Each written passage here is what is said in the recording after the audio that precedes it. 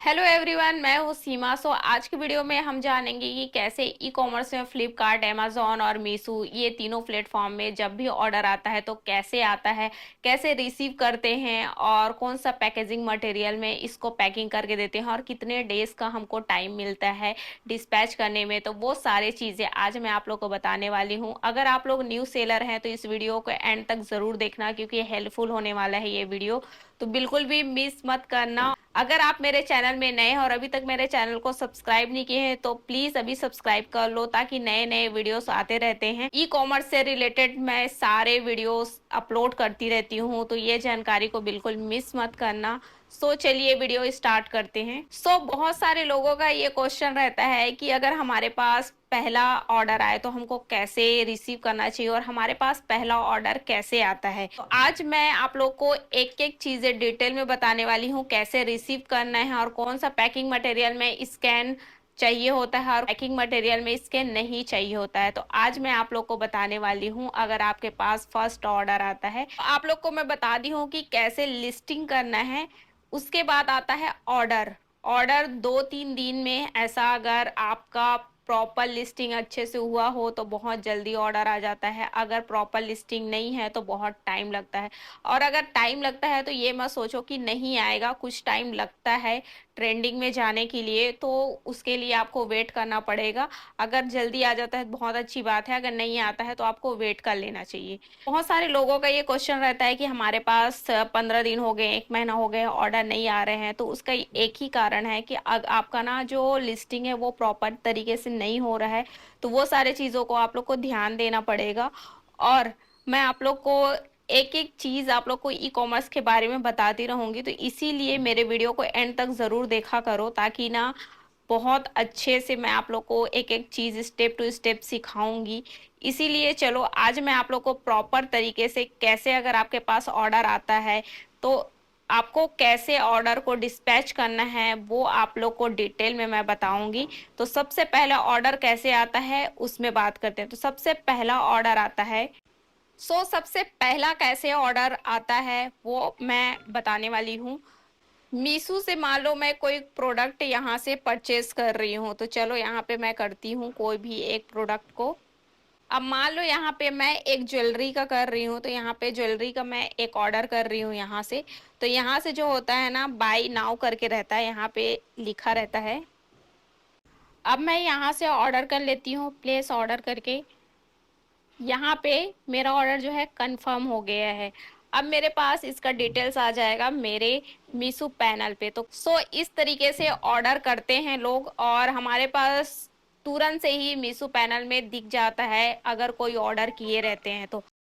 यहाँ पे आप देखेंगे तो पेंडिंग 1 ऑर्डर करके दिखा रहा है, उसको क्या की हूँ मैं एक्सेप्ट कर ली हूँ। तो यहाँ पे एक्सेप्ट ऑर्डर कर लेना है। यहाँ पर भी सेम क्लिक करना है आपको एक्सेप्ट ऑर्डर में। जैसे ही आप क्लिक करेंगे तो ये लेवल जो है जनरेट हो जाएगा। गो इट आप जैसे करेंगे ना तो उसमें आपका लेवल जो है सीधा प्रिंट में चला जाएगा। आपको कुछ करने की ज़रूरत नहीं है, सीधा आपको बस प्रिंट करना है आपको यहाँ पे। तो यहाँ पे मैं प्रिंट कर ली हूँ बहुत सारे जो मेरे पास ऑर्डर आ गए थे। बाकी मैं 1 ऑर्डर का आप लोग को दिखा रही हूँ। बाकी एक ऑर्डर का आप इस तरीके से एक पेज में ही कर सकते हैं और साइज़ को आपको देख लेना है। अगर हमारे पास पैकेजिंग मटेरियल नहीं है, हम न्यू सेलर है, तो हमको क्या करना है, अगर जिसके पास ये वाला है मीशो का पैकेजिंग मटेरियल तब ठीक है, या फिर अमेजोन या फ्लिपकार्ट का जो भी। अगर नहीं है तो भी हम कैसे ऑर्डर को डिस्पैच कर सकते हैं वो मैं आप लोग को बताऊंगी। अगर ये वाला है तो इसमें स्कैन कैसे करना है वो मैं आप लोग को बताऊंगी। और अगर हम कार्टून में कर रहे हैं तो उसको स्कैन करते हैं कि नहीं वो मैं आप लोग को बताऊंगी।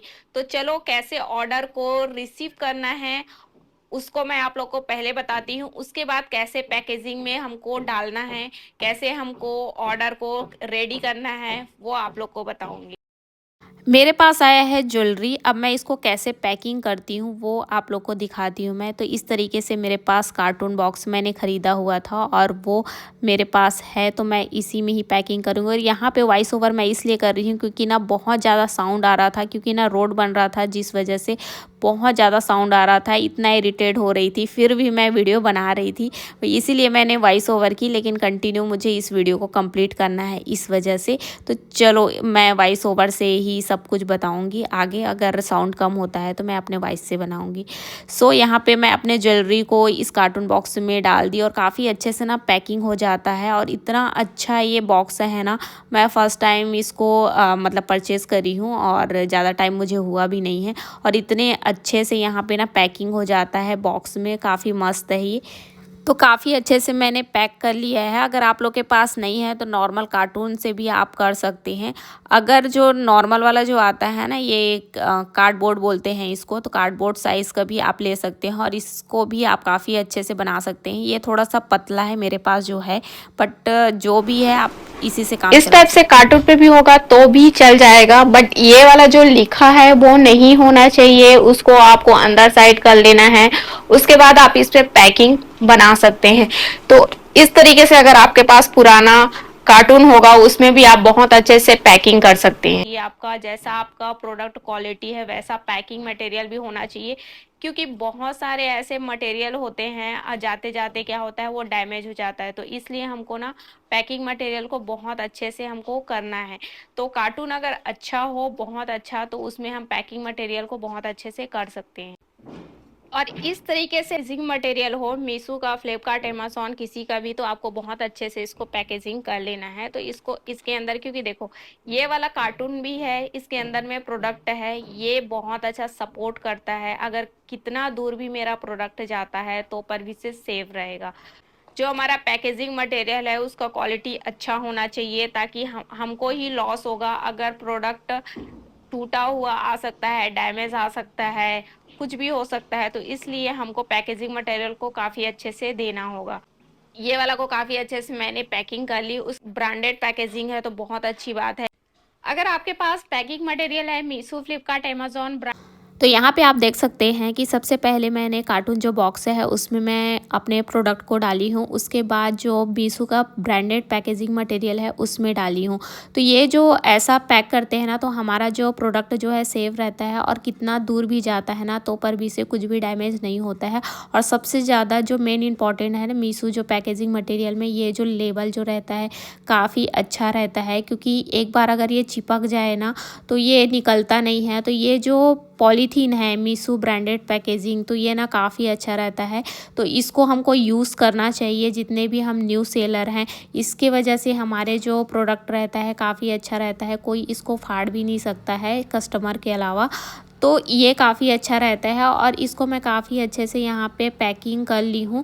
और आप देख सकते हैं इसको काफ़ी अच्छे से आपको पैकिंग करना है अगर आप स्टार्टिंग कर रहे हैं, क्योंकि थोड़ा सा भी पड़ता है ना तो ये फट जाता है। तो इस चीज़ों को आपको ध्यान देना है। जो स्कैन के बारे में आप लोग को बताई थी, यहीं से आप लोग को स्कैन कर लेना है डिलीवरी बॉय को देने से पहले। उसके बाद देखो ये वाला जो बड़ा जो ऑर्डर था उसको मैं इस तरीके से, जो कार्डबोर्ड साइज़ है उसको मैंने इसमें पैकिंग कर दिया है और ये काफ़ी अच्छे से पैकिंग हो चुका है। तो ये दोनों जो ऑर्डर है रेडी हो चुका है। एक में जो रहता है अगर मीशो ब्रांडेड पैकेजिंग वाला है तो उसमें आपको स्कैन कर लेना है, और ये वाले जो है ना इसमें स्कैन करने की ज़रूरत नहीं पड़ेगी। अगर आप लोग कार्टून मटेरियल का यूज़ किए हैं पैकेजिंग मटेरियल के लिए, तो इसमें आपको स्कैन करने की बिल्कुल भी ज़रूरत नहीं पड़ेगा। बस कुरियर वाले का कॉल आएगा, आपको दे देना है और इसमें कोई भी स्कैन करने की ज़रूरत नहीं पड़ेगी।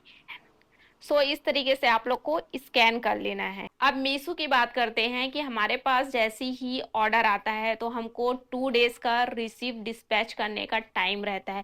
तो 2 डेज के अंदर में हमको क्या करना होता है, डिस्पैच करना होता है।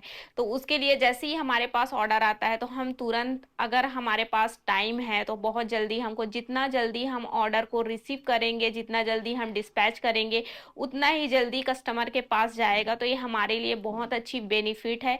तो अगर हमारे पास कोई भी ऑर्डर जल्दी से आता है तो हमको तुरंत रिसीव कर लेना चाहिए। अगर किसी वजह से लेट हो जाता है तो हमारे पास 2 डेज का टाइम रहता है। तो उस 2 डेज के अंदर में हमको रेडी कर देना है। जैसे ही कुरियर बॉय आते हैं तो हमको उनको दे देना है। अब देखो यहाँ पे बहुत सारे लोग क्वेश्चन ये करते हैं कि हमको उनके पास जाना पड़ेगा क्या, कुरियर कंपनी के पास। तो बिल्कुल भी ऐसा नहीं होता है, कुरियर कंपनी हमारे पास कॉल करेगी और जैसे ही हम लेबर रिसीव करते हैं ना, तो उनके पास सेम नोटिफिकेशन चला जाता है। जैसे हमारे पास ऑर्डर आता है ना, तो उनके पास भी वो रिसीव हो जाता है। हमारे लोकेशन उनको शो करता है। जो हमारे पास स्टोर नेम है, तो वो उनको शो करने लग जाता है कि इस जगह में हमको जाकर रिसीव करना है। तो आपको कहीं जाने की ज़रूरत नहीं है। आपको बस अपने प्रोडक्ट को रेडी करके रखना है। जैसे ई कॉम एक्सप्रेस हो गया, डिलीवरी हो गया, आपका एक्सप्रेस 20 हो गया, तो ऐसे बहुत सारे कुरियर कंपनी आपको कांटेक्ट करेंगे। जैसे इस वाले में लिखा है डिलीवरी, तो डिलीवरी का जो कुरियर कंपनी आएगा तो डिलीवरी से ही आएगा, आपको एक्सप्रेस 20 को नहीं देना है। तो ऐसे ही आपको अलग अलग कुरियर कंपनी वाले आएंगे, कंपनी आपके पास आ रहे हैं कुरियर के लिए, तो उस चीज को आपको ध्यान देना है। आपको किसी और प्रोडक्ट को नहीं देना है। आपको एक बार पूछ लेना है कि आप कौन सा कुरियर कंपनी से हैं।